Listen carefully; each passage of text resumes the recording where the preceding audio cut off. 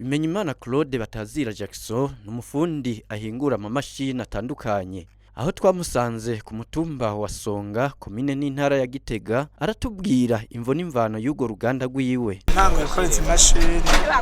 nofata yuko ndazikora nk'imyaka 5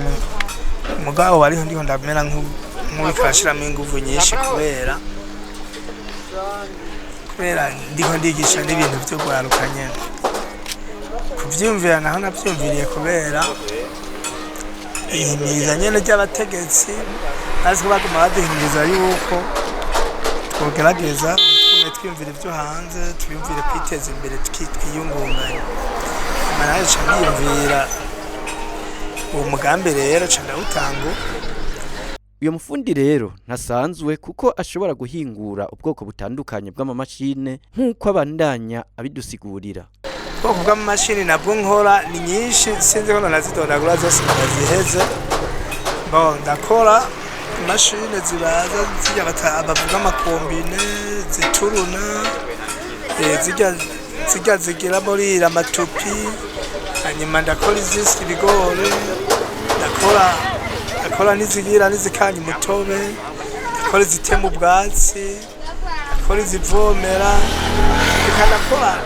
ndakora n'imashini zifyatura amatafari ndakora n'imashini zivanga ibiryo by'intuze kuma ndakora n'amashini avomera imirima amapomo y'intoki canke essence turaziko ndakora n'indi mashini ikomeye cyane igira itonora umwimbu wese umuntu arimwe zikubora ibigori bavamo n'agasembe akava hanze zikora ngaha nyene hanyuma ndakora n'iyindi itonora ihungura ibigori igakubita ibihara igakubita umuceri cyangwa amasaka kiceze cyose cushiramo. Ubwo bumenyi bwose rero ngo ntiyashimye kubwigungirako kuko yaciye atangura kwigisha abanyeshure baba bananiwe n'amashure kugira ngo biteze imbere bongere bateze imbere igihugu. Jewe n'ugwaruka kugira cyumvire cyo gukora ibi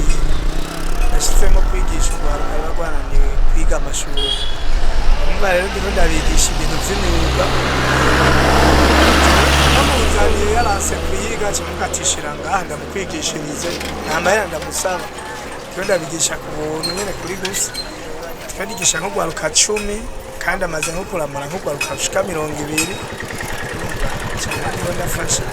ibintu byo kwigisha abantu babana n'amashuri biga batayi wanje iyo bize bataha kubera gusamara ntibamenya n'ingoga cyabituma nabigisha umwanya muremure namenye baba muhira agwaye ndabavuza nkabagaburira ce nkabambika izibonetse umaze kubimenya turamuha posta sude numereze n'umutahe kawaida ari nk'aba turabasohora turabatekerera ibi bituma uwo mwuga bize bawubandanya akamaro mbonamo nuko iyi myuga bayize ari benshi bariho ndigisha akamaro kazobamo nta bintu bazobagikura hanze ku byinshi tuba tubyicurira barana nk'amashini y'ubwoko nka bose barana ngaha tuyakora umva nta bintu bizoba bikiva hanze amahera bo biguze hanze baraca bayakoresha ibindi nk'amadolari dufate hanyuma akamaro je bifitiye iyo niho ndigisha ugwaruka ndaryoherwa kuko aho nciye biramiteka hanyuma naje nkashobora kuronka haje ukeneye ikintu urumva yuko rasiyo ca ndayironka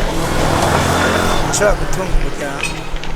Nahingura ivyo vyose ngo ntabuze intambamyi agasaba leta n'ababishoboye bose kumushigikira kugira ngo yagure uruganda yongere yigishe n'urundi gwaruka rwinshi rushoboka. Ubu mu gukora ivyuma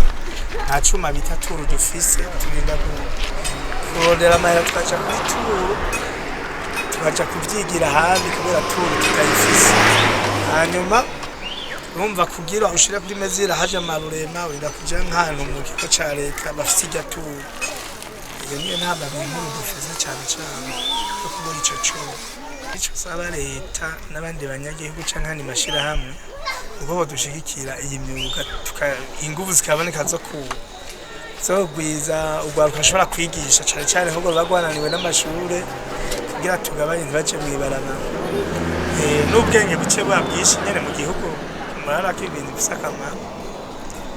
numva kamunotera leta nuko babishoboye buturosa nk'iyo turu kugira umugambi ushobora kugenda neza. Muri kazoza nagomba yuko iri shure ryanje yoba ishure rikomeye cyane nkaryagura nkagira ishure rishobora kuramura basi n'abantu 100 ku mwaka canke naho ba mu myaka 2 mugari gakomera ishure ryamamaye.